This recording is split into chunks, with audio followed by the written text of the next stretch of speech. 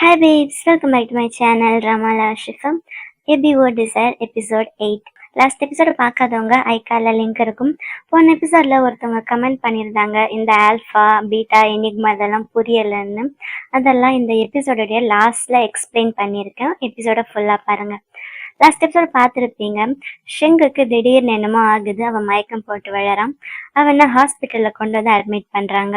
அவன் மயக்கத்துலேருந்து எழுந்திரிச்சதுமே அவனுடைய செக்ரட்டரி சென் கிட்ட யாருக்கு எதுவும் ஆகலைல அப்படின்னு கேட்க, இல்லை யாருக்கு எதுவும் ஆகலை, ஒரே ஒரு ஆளுக்கு மட்டும் வெளியில் ஓடும்போது கால் சுருக்கிக்கிச்சு, அவரையும் ஹாஸ்பிட்டலில் அட்மிட் பண்ணி ட்ரீட்மெண்ட் பார்க்குறாங்க, மற்றபடி யாருக்கு எதுவும் ஆகலை அப்படின்னு சொல்ல, நல்லது அப்படின்னு ஷிங் சொல்ல, அப்போ டாக்டர் உள்ளே வராரு. உங்களோட பிளட் டெஸ்ட் ரிசல்ட் எல்லாம் வந்துடுச்சு, உங்களுக்கு வந்திருக்கிறது ஃபெர்மான் டிஸ்ரெகுலர் சிண்ட்ரோம் அப்படின்னு சொல்கிறாங்க. அதை கேட்டதுமே ஷிங்குக்கே ரொம்ப ஆச்சரியமாக இருக்குது. ஏன்னா ஒரு ஆல்ஃபாக்கு இந்த சிண்ட்ரோம் வராது, மேக்ஸிமம் ஒமேகாஸ்க்கு தான் வரும். ஒமேகாஸ் ஹீட்டில் இருக்கும்போது அவங்களுடைய ஃபெர்மான்ஸ் ரொம்ப ஓவராக ரிலீஸ் ஆகும், அதைத்தான் இப்படி சொல்லுவாங்க. ஆனால் அது ஒமேகாஸ்க்கு தான் நடக்குமே தவிர ஷெங் ஒரு ஆல்ஃபா, அதுவும் எஸ் லெவல் ஆல்ஃபா. ஸோ அவனுக்கு இந்த மாதிரி இதெல்லாம் நடக்கவே கூடாது. ஒருவேளை அவருடைய ஓவர் ஸ்ட்ரெஸ்ஸு ரொம்ப அதிகமாக வேலை செய்கிறதால இந்த மாதிரி நடந்திருக்கலாம் அப்படின்னு டாக்டர் சொல்லிட்டு, உங்களுக்கான மெடிசன் நான் இப்போ உங்களுக்கு எழுதி கொடுக்குறேன், அதுக்கப்புறம் உங்களை அட்மிட் பண்ணதுக்கப்புறம் தான் செக் பண்ணணும் அப்படின்னு சொல்ல, என்ன அட்மிட் பண்ணணுமா அப்படின்னு ஷெங் ஆச்சரியமாக கேட்குறான். நான் வெறும் மெடிசன் சாப்பிட்டா பார்த்தாதா அப்படின்னு கேட்குறேன். எனக்கு தெரியும் சார் நீங்கள் பிஸியாக இருக்கீங்கன்னு, ஆனால் இது ஒரு சாதாரண கண்டிஷன் கிடையாது, அது மட்டும் இல்லை என்ன பிரச்சனைன்னு சொல்லி எங்களுக்கு இன்னும் சரியாக தெரியல, உங்களை அட்மிட் பண்ணி உங்களை ஃபுல்லாக செக் பண்ணி பார்த்தா தான் என்ன பிரச்சனைன்ற விஷயமே எங்களுக்கு தெரியும் அப்படின்னு டாக்டர் சொல்கிறாரு. இருந்தாலும் இது உங்களுடைய பாடி, உங்களோட டைம், உங்கள் இஷ்டம், ஆனால் என்ன கேட்டால் இப்போதைக்கு உங்களை டிஸ்சார்ஜ் பண்ணுறது நல்லதில்லைன்னு தான் நான் சொல்லுவேன் அப்படின்னு கேட்க, ஷெங்கு வேறு வழி இல்லாமல் சரி நான் அட்மிட் ஆகிறேன் அப்படின்னு சொல்லிடுறான். அப்புறம் அவனுடைய செக்ரட்டரி கிட்ட, நான் இங்கே இருக்கிற வரைக்கும் கம்பெனியில் நடக்கிற எல்லா விஷயத்தையும் எங்கிட்ட சப்மிட் பண்ணணும், அங்கே நடக்கிற மீட்டிங்ஸு எந்த ஒரு புது விஷயமா இருந்தாலும் அதோட சம்மரிஸ் எல்லாம் இங்கே வரணும் அப்படின்னு சொல்ல, அதுக்கு அவரோட செக்ரட்டரி சரின்னு சொல்கிறாரு. அப்புறம் ஷெங்கு அங்கே ஹாஸ்பிட்டல்லே ஒரு 2-3 நாள் இருக்கான். அவனோட ஃபெர்மான்ஸ் எல்லாம் ரொம்ப ஓவராக ரிலீஸ் ஆகுது. இதுக்கெல்லாம் யாரு காரணம்னா ஹுவாயாங் தான். ஒமேகாஸ்க்கெல்லாம் ஹீட் வரும்ல, அதாவது ஆல்ஃபாஸ்க்காக ஒமேகாஸ்க்கு ஹீட் வரும், ஆனால் ஆல்ஃபாஸ்க்கு ஹீட் வராது, ரெட் பீரியட் தான் வரும். ஆனால் ஆல்ஃபாவோட எனிக்மான்றது ஒரு லெவல் அதிகம் அப்படின்றதால ஹுவாயாங் அவனுடைய ஃபெர்மான்ஸ் யூஸ் பண்ணி இங்கே ஷெங்குக்கே தெரியாமல் அவனை ஹீட்டில் வர வைக்கிறான். ஆனால் அது ஹுவாயாங்கில் தான் ஆகுது, அது ஹீட் அப்படின்னு இன்னும் ஷெங்குக்கு தெரியல. ஒரு 2-3 டேஸ் கழிச்சதுக்கப்புறம் இப்போ ஷெங்கு கொஞ்சம் நல்லா ஃபீல் பண்ணுறான். அப்போ அவனை பார்க்குறதுக்கு அவனோட செக்ரட்டரி வரான். வரும்போது கையில் ஃப்ளவர்ஸ் இருக்குது. ஹுவாயாங் உங்களுக்காக கொடுக்க சொன்னா அப்படின்னு சொல்ல, ஷெங்கு ரொம்ப ஹாப்பியாக அதை வாங்கிக்கிறான். அப்புறம் ஹுவாயாங் எப்போ உங்களை மீட் பண்ண வரலான்னு கேட்டான் அப்படின்னு சொல்ல, ஒரு ஒமேகா எதுக்கு இங்கே வரணும், இங்கே வந்தால் அவனுக்கு நல்லது கிடையாது, அவனை வீட்லேயே நல்லா ரெஸ்ட் எடுக்க சொல்லுங்க அப்படின்னுட்டு ஹுவாயாங் கொடுத்து அனுப்பின ஃப்ளவர்ஸை அங்கே வேஸ்டில் வைக்க சொல்கிறான். இங்கே ஹுவாயாங் வீட்டில் என்னமோ குக் பண்ணிக்கிட்டு இருக்கான். அது ஏதோ பார்க்கறதுக்கு சூப் மாதிரி இருக்கு, அதை ஒரு பாக்ஸில் பேக் பண்ணிக்கிட்டு இருக்கான். அப்போ அவனுக்கு வெண்லாங்கிட்ட இருந்து கால் வருது. என்ன விஷயம் அப்படின்னு அவன் கேட்க, ஷெங்குக்கு உடம்பு சரியில்லையாமே அப்படின்னு வெண்லாங் கேட்க, அதுக்கு உனக்கு சம்மந்தம் இல்லை, உன் வேலையை மட்டும் பாரு அப்படின்னு இவன் சொல்ல, ஏண்டா நீ பண்ணுறதெல்லாம் உனக்கே கொஞ்சம் ஓவராக தெரியல அப்படின்னு வெண்லாங் கேட்குறான். உன்னோட லூரின் ஃபெர்மான்ஸை வச்சு நீ அவனை ஹீட்டில் வர வைக்கிற, இதெல்லாம் கொஞ்சம் ஓவர் தான் அப்படின்னு வெண்லாங் சொல்கிறான். ஸோ ஹுவாயாங் என்ன பண்ணுறான்னு வெண்லாங்க்கு தெரிஞ்சிருக்குது. அப்போ ஹுவாயாங் அவன்கிட்ட, ஏண்டா நீயே யாருமே இல்லாமல் தனியாக பேச்சுலராக இருக்க, நீ எனக்கு எப்படி ஆளை கரெக்ட் பண்ணுறதுன்னு சொல்லி கொடுக்குறியா, உன் வேலையை மட்டும் நீ பாரு அப்படின்னு ஹுவாயாங் சொல்கிறான். இல்லை, இது வரைக்கும் எனக்கு தெரிஞ்சு யாருமே ஒரு எஸ் கிளாஸ் ஆல்ஃபாவை ஹீட்டில் வர வச்சிருக்க மாட்டாங்க, இது ரொம்பவே எனக்கு புதுசாக இருக்குது அப்படின்னு அவன் சொல்கிறான். அப்போ இங்கே அவன் குக் பண்ணிட்டு இருக்க சத்தம் அவனுக்கு கேட்குது. என்ன பண்ணுற நீ அப்படின்னு கேட்க, நான் குக் பண்ணிக்கிட்டு இருக்கேன் அப்படின்னு ஹுவாயாங் சொல்கிறான். நீ குக் பண்ணுறியா, என்னடா யாருக்காச்சும் பாய்சன் கொடுக்க போறியா அப்படின்னு வெண்லாங் கேட்குறான். டேய் கொஞ்ச நேரம் சும்மா இருக்கிறியா. அதுக்கு வெண்லாங் சொல்கிறான், ஓ ஆளுக்கு நீ சூப் செஞ்சு அனுப்பி வைக்கிறியா, பரவாயில்லையே, ஒரு நல்ல ஒய்ஃப் மாதிரி நடந்துக்கிறியே அப்படின்னு அவன் கிண்டலா சொல்ல, சரி என்கிட்ட காசு வாங்கினே அதை எப்படி திரும்ப கொடுக்க போற அப்படின்னு ஹுவாயாங் கேட்க, உடனே வெண்லாங் பேச்ச மாத்திரான்.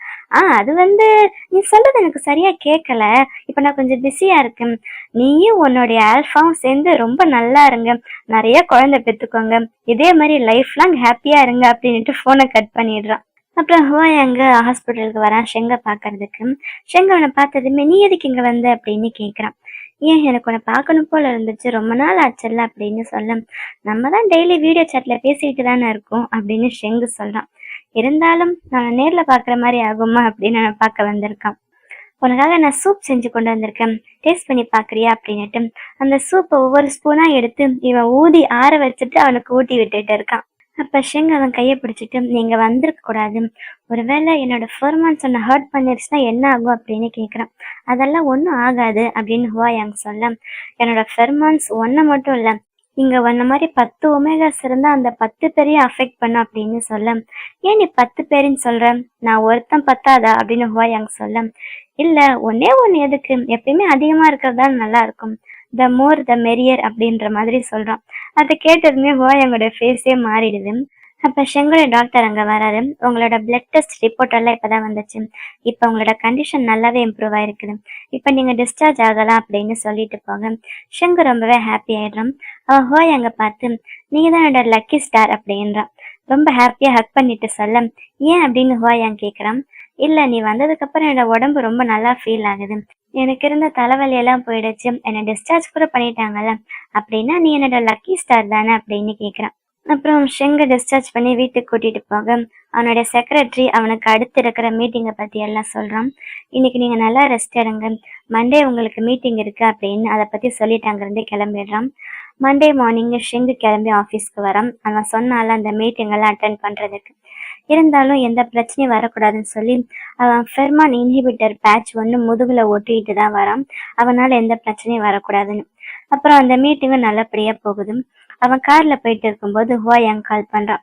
கால் பண்ணி, என்ன மீட்டிங் நல்லா போச்சு அப்படின்னு கேட்க, அதெல்லாம் நல்லா போச்சு, நீ என்ன பண்ணிக்கிட்டு இருக்க அப்படின்னு கேட்க, நான் டிவி பார்த்துக்கிட்டு இருந்தேன், டிவியில ஒன்னதான் பார்த்துட்டு இருந்தேன், உன்னோட மீட்டிங் தான், நீ ரொம்ப ஹேண்ட்ஸமா இருக்க அப்படின்னு ஹுவாயாங் சொல்றான். அதுக்கு ஷெங்கு சிரிக்க, இப்ப அடுத்து எங்க போற அப்படின்னு ஹுவாயாங் கேக்குறான். நான் ஒரு மீட்டிங்கு போறேன், எனக்கு பிடிக்காத ஒருத்தனை பார்க்க போறேன் அப்படின்னு சொல்ல, உனக்கு பிடிக்காதவங்களாம், உனக்கு ஒருத்தவங்களை பிடிக்கலன்னா அவங்க ரொம்ப பாவம் அப்படின்னு சொல்றான். ஏன் அப்படி சொல்ற அப்படின்னு ஷெங்கு கேட்க, நீ எல்லாருக்குமே ஹெல்ப் பண்ணுவ, நீ ரொம்ப நல்லவன், உனக்கே ஒருத்தன் பிடிக்கலன்னா அவன் எப்படிப்பட்டவனா இருப்பான் அப்படின்னு கேக்குறான். சரி, நான் சமைச்சுக்கிட்டு இருக்கேன், அடுப்புல சூப் கொதிச்சுக்கிட்டு இருக்கேன், நான் வச்சிடுறேன் அப்படின்னு போனை கட் பண்ணிட்டு பக்கத்துலயே அவனோட செக்ரட்டரி ஷெங்கியும் நின்னுகிட்டு இருக்கான். அவன்கிட்ட இன்ஹிபிட்டர் பேட்ச் ஒன்று எடுத்து கொடுக்குறான். அப்படின்னா ஒருவேளை ஹுவாயாங் இப்ப ரெட் பீரியட்ல இருக்கானோ, இல்ல ஷெங்கு கிட்ட இந்த அளவுக்கு ஸ்வீட்டா பேசுறதுக்காக அவனோட ஃபெர்மான்ஸ் எதுவும் வெளியில வந்துடக்கூடாதுன்னு பேட்ச் ஓட்டிட்டு உட்காந்துருக்கானோ தெரியல. சரி வா கிளம்பலாம் அப்படின்னு அவன் ஷெங்கு கிட்ட சொல்றான். இவன் இப்ப எங்க போறான்னா, இப்ப கொஞ்ச நேரத்துக்கு முன்னாடி ஷெங் சொன்னால எனக்கு பிடிக்காத ஒருத்தவங்களை மீட் பண்ண போறேன்னு, அது இவன் ஹுவாயாங்க தான் மீட் பண்ண போறான். ஆனா அவன் மீட் பண்ண போறது ஹுவாயாங் தான் அப்படின்னு ஷெங்குக்கு தெரியாது. ஷெங்கை பொறுத்த வரைக்கும் அவன் எக்ஸ் ஹோல்டிங்ஸோடைய அந்த சிஇஓவை பார்க்க போறான்னு நினைச்சுக்கிட்டு இருக்கான். இங்க ஹுவாயாங்க வீட்டுல இருந்து கிளம்புறா ஷெங்கி கூட. ஷெங்கு அந்த எக்ஸ் ஹோல்டிங்ஸோட ஹோட்டலுக்கு போறான். அங்க வாசல்லே ஷெங்கி உனக்காக வெயிட் பண்ணிட்டு இருக்கான். அப்ப அந்த ஹோட்டலுக்கு வெளியில நிறைய செக்யூரிட்டி, நிறைய போலீஸ் ஆபீசர், அத்தனை பேர் செக்யூரிட்டிக்கு நின்றுகிட்டு இருக்காங்க. அதெல்லாம் பார்த்த ஷெங்கு, பரவாயில்லையே இந்த மீட்டிங்காக இவ்வளவு செக்யூரிட்டி ரெடி பண்ணிருக்கீங்களே அப்படின்னு கேட்க, அதுக்கு அந்த ஷெங்கியும், ஆமா எங்க ஆபீஸ்ல எல்லாம் அப்படிதான் அப்படின்னுட்டு அவங்கள உள்ள கூட்டிட்டு வரோம். இங்க உள்ள மீட்டிங் ஹால்ல ஹுவாயாங்க வென்லாங் உட்காந்துருக்காங்க. அப்ப வென்லாங் கேக்குறான், இதெல்லாம் எங்க போய் முடியும்னு உனக்கு தெரியும்ல அப்படின்னு கேட்க, எனக்கு நல்லா தெரியும், நான் அவனை லவ் பண்றேன், அவனுக்காக லைஃப் ஃபுல்லா நான் ஒரு ஒமேகாவா அவன் பக்கத்துல நடிக்க முடியும், அப்படி ஒரு வேளை அவன் உன்னை பர்மனண்டா மார்க் பண்ண ஒத்துக்கிட்டா என்ன பண்ணுவேன் அப்படின்னு வென்லாங் கேட்க, அது ஒன்றும் பிரச்சனை இல்லை, என்னுடைய அந்த கிளாண்டை நான் ரிமூவ் பண்ணிட்டு ஒரு பீட்டாவா மாறிடுவேன், அவனுக்காக என்ன வேணா பண்ணுவேன் அப்படின்னு சொல்றான். அதை கேட்ட வென்லாங்க்கு, நீ பேசுறது உனக்கே கொஞ்சம் பைத்தியக்காரத்தனமா இல்ல, லவ்வுக்காக யாராச்சும் இந்த வேலையெல்லாம் பண்ணுவாங்களா, அது மட்டும் இல்ல உன்னோட கிளாண்டை ரிமூவ் பண்றது என்னமோ அவ்வளவு அசால்ட்டா சொல்றேன், அது அவ்வளவு ஈஸியான விஷயம் இல்லை, உனக்கு தெரியும்ல அப்படின்னு வென்லாங் கேட்க, எனக்கு தெரியும், அந்த சர்ஜரி கொஞ்சம் கஷ்டம்தான், ஆனா நான் அதுல தப்பிக்கிறதுக்கு கொஞ்சம் சான்ஸ் இருக்குல்ல அப்படின்னு சொல்ல, தப்பிக்கிறதுக்கு கொஞ்சோண்டு சான்ஸ் இருக்குன்னு தெரிஞ்சு நீ இவ்வளவு பெரிய பைத்தியக்காரத்தனம் பண்ணுவியா, அந்த அளவுக்கு உனக்கு ஷெங்கு மேல லவ்வா அப்படின்னு கேட்க, இங்க ஷெங்கு உள்ள வரான். ஆனா ஹுவாயாங்க அவனால ஸ்ட்ரைட்டா மீட் பண்ண முடியல. அந்த கம்பெனில இருக்கிற மத்த ஹெட்ஸ் எல்லாம் உட்கார்ந்து இருக்காங்க. அப்ப ஷெங்கியும் அந்த மத்த ஹெட்ஸை இன்ட்ரடியூஸ் பண்ணிட்டு அங்கேயே உட்காரவும் சொல்றான். இதே ரூம்ல தான் அங்க பின்னாடி ஒரு சின்ன ஒரு ஸ்கிரீன் மாதிரி இருக்குல்ல, அந்த ஸ்கிரீனுக்கு பின்னாடிதான் ஹுவாயாங்க வென்லாங் உட்காந்துருக்காங்க. ஆனா அந்த விஷயம் இன்னும் ஷெங்குக்கு தெரியாது. ஷெங்கோட செக்ரட்டரிக்கு மட்டும் சீட் இல்லை, அவனுக்கு ஒரு சேர் கொண்டு வந்து ஹுவாயாங் போட சொல்ல அவங்க சேர் போடுறாங்க. அப்புறம் ஷெங்கு சேர்ல உட்காந்துட அந்த ஷெங்கி இருக்கான்ல, அவன் ஷெங் கிட்ட இந்த ஆப்பர்ச்சுனிட்டியை நீங்க யூஸ் பண்ணிட்டு உங்க கம்பெனியை நீங்க இன்ட்ரோடியூஸ் பண்ணக்கூடாது அப்படின்னு சொல்ல ஷெங்குக்கு செம்மையா டென்ஷன் ஆகுது. நான் ஒன்னும் இங்க ஜாப் இன்டர்வியூக்கு வரல அப்படின்னு சொல்ல அதுவும் அவன் பின்னாடி லைட்டா திரும்பிட்டு அந்த ஸ்கிரீனை பார்த்துக்கிட்டு தான் சொல்றான். அதுக்கு ஷெங்கி சொல்றான், இல்ல அன்னைக்கு நாங்க வச்ச ஒரு முக்கியமான மீட்டிங்ல உங்களால வர முடியலல்ல, ஸோ நிறைய பேருக்கு உங்களை பத்தி தெரிஞ்சிருக்காரு, அதனால தான் உங்க கம்பெனி இன்ட்ரோடியூஸ் பண்ணிக்கிறதுக்கு இது ஒரு நல்ல சான்ஸ் இல்லை அப்படின்னு சொல்ல ஷெங்குக்கு செம்மையா கடுப்பாகுது. இருந்தாலும் வேற வழி இல்லாம அவன் கம்பெனியை பத்தி அவன் ஸ்டார்ட் பண்ணிட்டு அவனோட செக்ரட்டரி கிட்ட சொல்றான். அவன் எந்திரிச்சு அவன் கம்பெனியை பத்தி இன்ட்ரோடியூஸ் பண்ணிக்கிட்டு இருக்கான். அப்ப வென்லாங் திரும்பி ஹுவாயாங் கிட்ட, பாத்தியா ஏன் அவன் வாயால் அவன் கம்பெனியை பத்தி இன்ட்ரோடியூஸ் பண்ண அவன் என்ன குறைஞ்சா போயிடுவான் அப்படின்னு வென்லாங் கிண்டலாம் சொல்ல, என் ஆல்ஃபாவை பத்தி ஏதாச்சும் சொல்லலைன்னா உனக்கு சும்மாவே இருக்க முடியாதுல்ல, கொஞ்ச நேரம் சும்மா இருக்கிறியா அப்படின்னு கேட்க அப்ப வென்லாங் சொல்றான், அன்னைக்கு ஒரு மீட்டிங் நடந்துச்சுல்ல, அன்னைக்கு ஒரு பார்ட்டி, அந்த பார்ட்டியில ஷூயின்னு ஒரு பொண்ணு வந்தான், அந்த பொண்ணு ஷென் அவனுடைய பாய் ஃப்ரெண்ட் அப்படின்னு சொன்னான், அந்த விஷயம் உனக்கு தெரியும் தானே அப்படின்னு கேட்க ஹுவாயாங்க்கு டென்ஷன் ஆகுது. அவனுடைய லூரிங் ஃபெர்மான்ஸை ஷெங்கு கிட்ட அனுப்புறான். ஷெங்குக்கு திடீர்னு என்னமோ ஆகுது, ஆனா அது அவனுக்கு ஹுவாயாங்கோட ஸ்மெல் மாதிரி இருக்குது, ஆனா இருந்தாலும் அது இந்த அளவுக்கு ஸ்ட்ராங்கா இருக்காது, என்னது இது அப்படின்னு ஷெங்கு யோசிச்சுக்கிட்டு இருக்க. அது வென்லாங்க்கும் தெரியுது. உனக்கு என்ன பைத்தியம் பிடிச்சிக்குச்சான், இந்த நேரத்துல அவனுக்கு லியூரின் ஃபெர்மான் சென்ட் பண்றேன், அதுவும் அவனுக்கு மட்டும் டார்கெட் பண்ணி சென்ட் பண்ற அப்படின்னு கேட்க அந்த மீட்டிங்ல உட்காந்துருக்க மத்த யாருக்குமே இது தெரிய மாட்டேங்குது. ஏன்னா ஹுவாயாங்கு ஷெங்குக்கு மட்டும் டார்கெட் பண்ணி அந்த ஃபெர்மான்ஸ் அனுப்பிட்டு இருக்கான். ஷெங் அவனால முடிஞ்ச அளவுக்கு ட்ரை பண்ணி பார்க்கறான், அவனால கண்ட்ரோல் பண்ண முடியல. அவனுக்கு என்னமோ ஆகுது, கடைசியில மயக்கம் வந்துடுது. அவன் மயக்கம் போட்டு விழுந்ததுமே அவனோட டாமினன்ட் ஃபெர்மான்ஸ் ரிலீஸ் ஆக ஆரம்பிச்சிடுது. அப்ப அங்க இருக்கிற எல்லாருமே பயந்துக்கிட்டு அங்கிருந்து போயிடுறாங்க. ஷெங்கி மட்டும் மாஸ்க போட்டுட்டு ஒரு கன் எடுத்து அவனை ஷூட் பண்ற மாதிரி காட்ட உடனே அவனோட செக்ரட்டரி, ப்ளீஸ் தப்பா நினைச்சுக்காதீங்க, அவருக்கு இந்த டிசீஸ் இருக்கு அப்படின்னு சொல்ல, நான் சொல்றதை மட்டும் கேளு, கையை தூக்கு அப்படின்னு சொல்ல வேற வழி இல்லாம செக்ரட்டரியும் கையை மேல தூக்கிக்க அப்ப அங்க மத்த செக்யூரிட்டிஸ் 2 பேர் வந்து அவனுடைய கண்ணை மூடிடுறாங்க. அப்ப செக்ரட்டரி சொல்றான், இப்படி பட்ட பகல நீங்க இந்த மாதிரிலாம் பண்ணக்கூடாது அப்படின்னு சொல்ல, நீ கொஞ்சம் சும்மா இரு அப்படின்னு ஷெங்கி சொல்றான். அப்ப ஹுவாயாங் அந்த ஸ்கிரீன்ல இருந்து வெளியில வரான். ஹுவாயாங்க அவன் பார்க்க கூடாதுன்னு சொல்லிதான் அவன் கண்ணை மூடிட்டு இருக்காங்க. இப்ப ஷெங்கு மயக்கத்துல இருக்கான். ஹுவாயாங் அவன் பக்கத்துல வந்து நிக்க ஷெங்கி சொல்றான், சார் அவர் மயக்கம் போட்டு விழுந்துட்டாருன்னு. அப்ப உடனே அவனோட செக்ரட்டரி, சார் அவர் வேணும்னு பண்ணல, அவருக்கு இந்த டிசீஸ் இருக்கு அப்படின்னு சொல்ல, வேணும்னு பண்ணா என்ன, இல்ல பண்ணாம இருந்தா என்ன, இதால யாராச்சும் உயிர் போயிருந்தா என்ன பண்றது, ஒரு ரூமும் டாக்டரும் ரெடி பண்ணுங்க அப்படின்னு சொல்ல அடுத்த சீன்ல ஷெங்கு ஒரு ரூம்ல படுத்துட்டு இருக்கான். ஹுவாயாங் அவன் பக்கத்துல நின்று அவனையே பார்த்துக்கிட்டு இருக்கான். அவனை பார்த்தா எனக்கு ரொம்ப பாவமா இருக்குது. ஒரு எஸ் கிளாஸ் ஆல்ஃபா, நீ ஒரு ஒமேகா மாதிரி ஹீட்ல இருக்க, என்னால நம்ப முடியல. நீ மயக்கத்துல இருக்கும்போது கூட உன்னோட டாமினன்ட் ஃபெர்மான்ஸை ரிலீஸ் பண்ணல, நீ என்ன பண்ணுவ, பாவம் உன் தப்பு இல்லை. இன்னைக்கு நீ பார்க்க ரொம்ப ஹேண்ட்ஸமா இருக்கல, நான் உனக்கு ஹெல்ப் பண்றேன் அப்படின்னுட்டு அவனை கிஸ் பண்றான். அடுத்தவன் என்ன பண்ணானோ அதோட அந்த சீன் கட் ஆயிடுது. கொஞ்ச நேரம் கழிச்சு ஹுவாயாங் வெளியில வர வென்லாங் செம்ம கடுப்பா இருக்கான். ஏன் இந்த மாதிரி பண்ண, ஷெங்கோடைய அந்த ஃபெர்மான்ஸ் என்னை எந்த அளவுக்கு ஹர்ட் பண்ணிடுச்சு தெரியுமா அப்படின்னு சொல்ல, ஆனா எனக்கு ஒன்றும் ஆகலையே அப்படின்னு அவன் அசால்ட்டா சொல்றான். உனக்கு கொஞ்சமாச்சும் அறிவு இருக்கான், இப்படி இவ்வளோ பப்ளிக்கா உன்னோட லூரின் ஃபெர்மான்ஸ் அவன் மேல அனுப்புறியே, இது மட்டும் வெளியில யாருக்காச்சும் தெரிஞ்சிச்சு கவர்மெண்ட் என்னை கூட்டிட்டு போய் லேப்ல கட் பண்ணிடுவாங்க அப்படின்னு சொல்றான். அதுக்கு ஹுவாயாங் அசால்ட்டா, ஏன் ஆல்ஃபா ஹீட்ல இருக்க கூடாதாம், ஆல்ஃபாவா இருந்தா என்ன ஒமேகாவா இருந்தானே, எனக்கு ஒருத்தன் வேணும்னா வேணும் தான், அதுக்காக நான் என்ன வேணா பண்ணுவேன் அப்படின்னு சொல்றான். என்ன பண்றது, என்னுடைய ஆள் மத்தவங்க மாதிரி கிடையாது, அவன் ஒரு எஸ் லெவல் ஆல்ஃபா. அது மட்டும் இல்ல ஷெங்கு ரொம்பவே ப்ரெஷியஸ், அவனை என்னுடைய ஆல்ஃபாவை மாத்துறதுக்கு எனக்கு ஒரு சில ட்ரிக்கு தேவைப்படுது, அதுக்காகத்தான் நான் அதெல்லாம் பண்றேன், எங்கிட்ட இருந்து வேணா நீ கத்துக்கோ அப்படின்னு ஹுவாயாங் சொல்ல செம்மையா கடுப்பாகுது வென்லாங்கு. சரி நீ கிளம்பு, ஷெங்கு முழிக்கிற நேரமாச்சு அப்படின்னு அவன் அங்க இருந்து போக வென்லாங் அவன் மேல ஒரு ஆப்பிள தூக்கி வீசுறான்.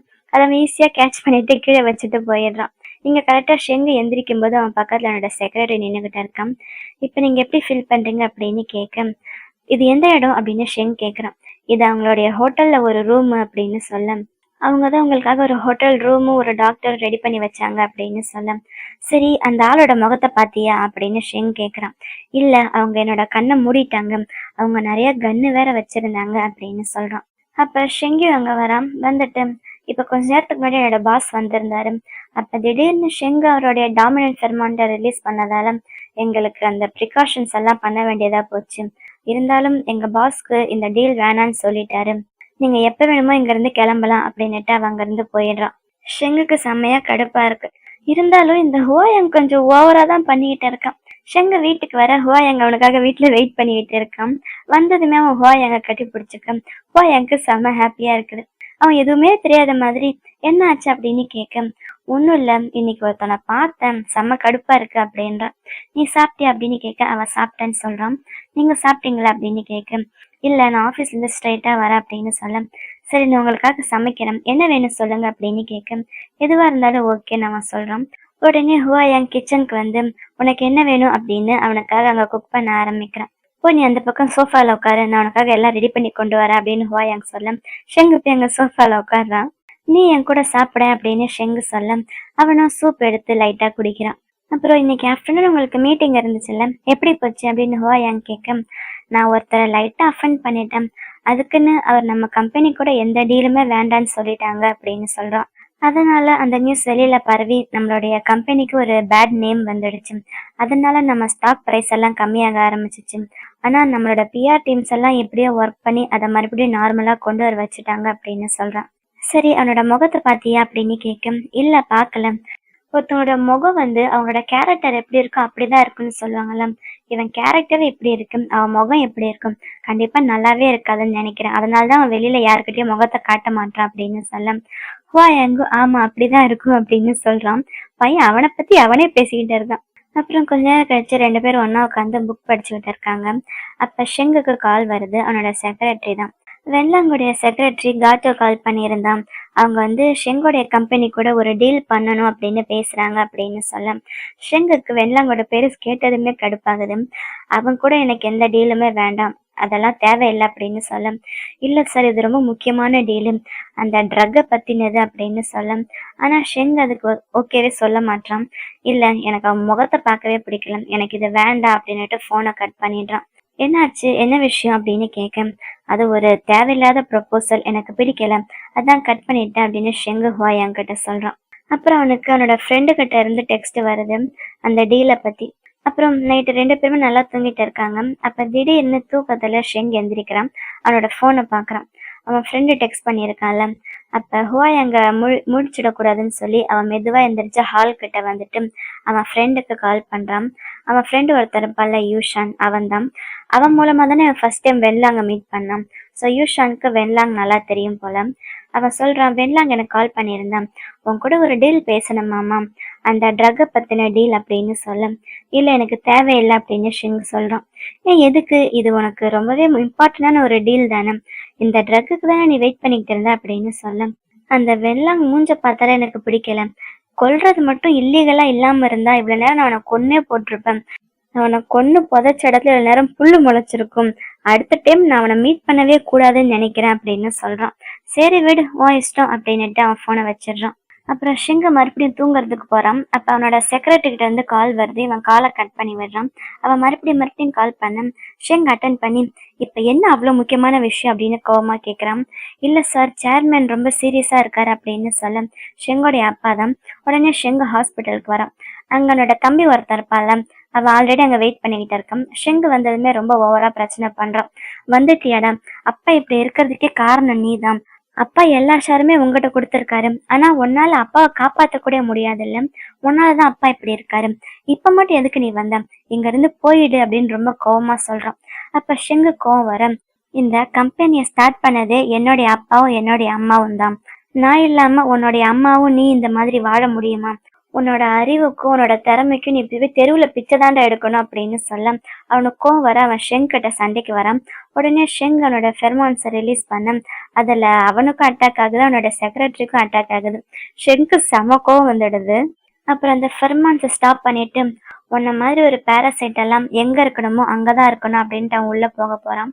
அப்ப அவனோட தம்பி மறுபடியும் அவனை கூப்பிட்டு, நீ என்னுடைய பிரதர் தானே, உன்னோட அப்பா தானே எனக்கும் அப்பா, என்னை விட 2 வயசு தானே உனக்கு அதிகம், ஆனா அப்பா எதுக்கு எல்லா ஷேருமே உன் பேர்ல எழுதி வச்சாரு, லைஃப் ஃபுல்லா உன் பின்னாடி நான் இதே மாதிரி ஒரு பேரசைட்டா சுத்துறதுக்கா, இதெல்லாம் கொஞ்சம் கூட நியாயமே இல்லை அப்படின்னு அவன் சொல்ல, ஷெங்கு சொல்றான், எங்க அப்பாக்கு ஆல்ரெடி கல்யாணம் ஆயிடுச்சுன்னு உங்க அம்மாக்கு தெரியல, தெரிஞ்சு உங்க அம்மா எதுக்கு உன்னை பெத்துக்கிட்டாங்க, அது எங்க அம்மாவுக்கு மட்டும் நியாயமாகுமா அப்படின்னு கோவமா சொல்றான்.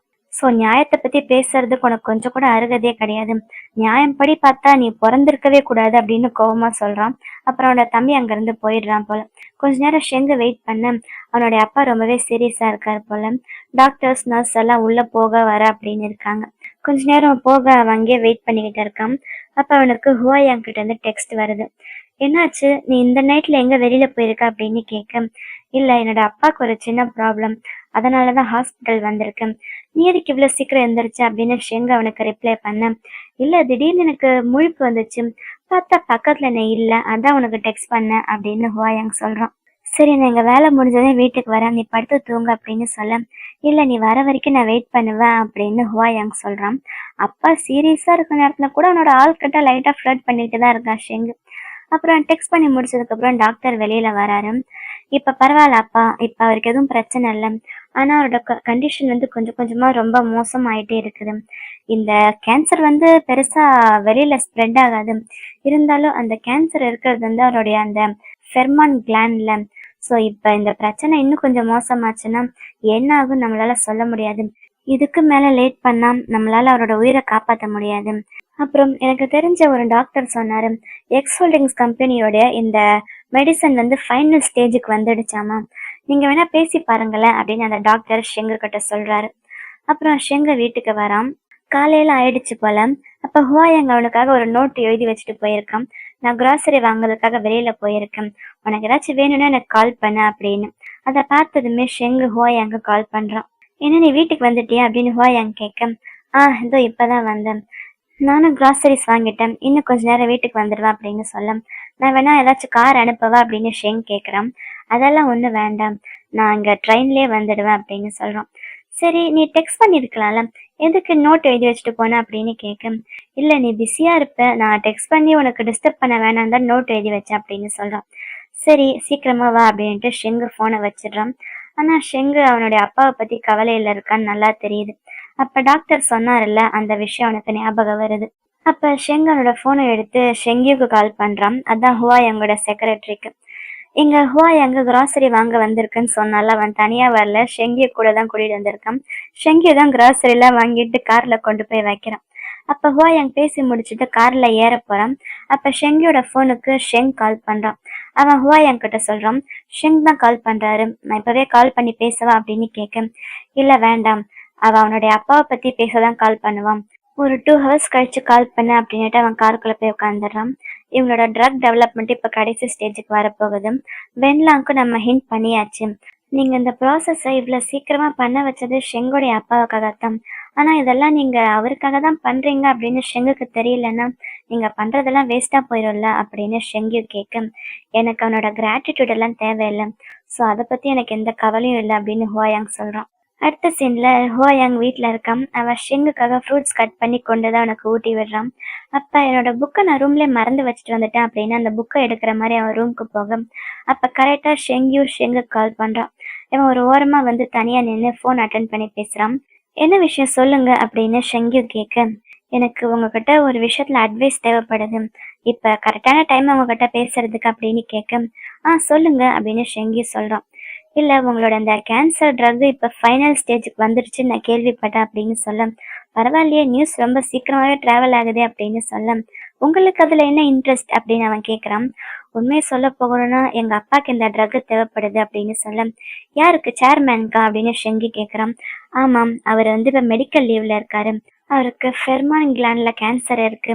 இப்போ நான் உங்ககிட்ட ஒரு ஷெங்ஃபார்ம் பயோடெக்குடைய சிஇஓவாக கால் பண்ணலை, என் அப்பாவுக்கு ஒரு பையனாக கால் பண்ணுறேன், ப்ளீஸ் எனக்கு ஹெல்ப் பண்ணுங்க அப்படின்னு அவனுடைய ப்ரைடை கண்ட்ரோல் பண்ணிட்டு அவன் ஷெங்கி கிட்ட சொல்கிறான். இதோட இந்த எபிசோடு முடியுது. அப்புறம் இந்த ஆல்ஃபா ஒமேகா பீட்டாலாம் எக்ஸ்பிளைன் பண்ணுறேன்னு சொல்லியிருந்தால, எக்ஸ்பிளைன் பண்ணுற அளவுக்கு எனக்கே அதில் பெருசாலாம் ஒன்றும் தெரியாது, எனக்கு தெரிஞ்சதை நான் சொல்கிறேன். இந்த ஆல்ஃபா பீட்டா ஒமேகா அப்படின்ற அந்த நேம் எங்கேருந்து வருதுன்னா, உல்ஃப் சொல்லுவாங்கள்ல, அவங்க வந்து எப்பயுமே ஒரு பேக்காக இருப்பாங்க, ஒரு குரூப்பாக. அந்த அந்த உல்ஃபோடைய பேக்ல தான் ஆல்ஃபா பீட்டா ஒமேகா அப்படின்ற ஆள் இருப்பாங்க. ஆல்ஃபான்றவங்க வந்து எப்பயுமே லீடராக தான் இருப்பாங்க. பீட்டா அப்படின்றவங்க வந்து அந்த ஆல்ஃபாக்கு கொஞ்சம் ஹெல்ப் பண்றவங்க, அதாவது ஒர்க்கர்ஸ் மாதிரி. இப்போ நம்ம இந்த சீரீஸை வச்சு பார்க்கும்போது பீட்டான்றவங்க வந்து அவ்வளவா இம்பார்ட்டன்ட் கிடையாது. அவங்கெல்லாம் சாதாரணமான ஒர்க்கர்ஸும். அவங்களால பிரெக்னென்ட் ஆக முடியாது. அவங்களுக்கு இந்த ஹீட்டு, ரெட் அந்த மாதிரி பீரியட்ஸ் எல்லாம் எதுவும் கிடையாது. ஆனா ஆல்ஃபாஸ்க்கு வந்து ரெட் பீரியட் இருக்கு. அதே மாதிரி ஒமேகாஸ்க்கு ஹீட் பீரியட் இருக்கு. ஒமேகாஸால பிரெக்னென்ட் ஆக முடியும். அவங்க பொண்ணா இருந்தாலும் சரி, பையனா இருந்தாலும் சரி. அதே மாதிரி ஆல்ஃபாஸ் வந்து ரெட் பீரியட்ல இருப்பாங்க. அவங்க பொண்ணா இருந்தாலும் சரி, பையனா இருந்தாலும் சரி. ஒரு பொண்ணு ஆல்ஃபாவா இருந்து ஒரு பையன் ஒமேகாவா இருந்தா அவங்க 2 பேருக்குள்ள லவ் வந்தாலும் அந்த பொண்ணா இருக்கிற ஆல்ஃபா பிரெக்னென்ட் ஆக மாட்டாங்க. அந்த பையனா இருக்க ஒமேகா தான் பிரெக்னென்ட் ஆவாங்க. உங்களுக்கு புரியுதா? நம்ம பொண்ணு பையன் அப்படின்னு சொல்லுவாங்கல்ல, அந்த மாதிரி தான் ஆல்ஃபான்றது பையன் மாதிரி, ஒமேகான்றது பொண்ணு மாதிரி. ஸோ ஒமேகாவா யார் இருக்காங்களோ அவங்க தான் பிரெக்னென்ட் ஆவாங்க. இந்த ஃபெர்மான்ஸ் அப்படின்றது அவங்க உடம்புல இருந்து வந்து வெளியில வர ஒரு பவர் மாதிரி.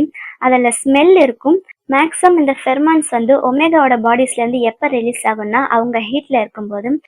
அதே மாதிரி ஆல்ஃபாவோட பாடியிலேருந்து ஃபெர்மான்ஸ் ரிலீஸ் ஆகும். அவங்க வந்து ரெட் பீரியட்ல இருக்கும்போது அது ரொம்ப ஓவராக ரிலீஸ் ஆகும். இது வரைக்கும் எனக்கு புரிஞ்சது உங்களுக்கு சொல்லியிருக்கேன். இதுக்கு மேலே ஏதாச்சும் டவுட் இருந்தால் கமெண்ட் பண்ணுங்க, அதையும் சொல்கிறேன். இந்த வீடியோ உங்க எல்லாருக்கும் ரொம்ப பிடிச்சிருக்குன்னு நினைக்கிறேன். அப்படி பிடிச்சிருந்தா லைக் பண்ணுங்க. அடுத்து என்ன நடக்க போகுதுன்னு தெரிஞ்சுக்க மறக்காம நம்ம சேனலை சப்ஸ்கிரைப் பண்ணுங்க. Love you babes. பை.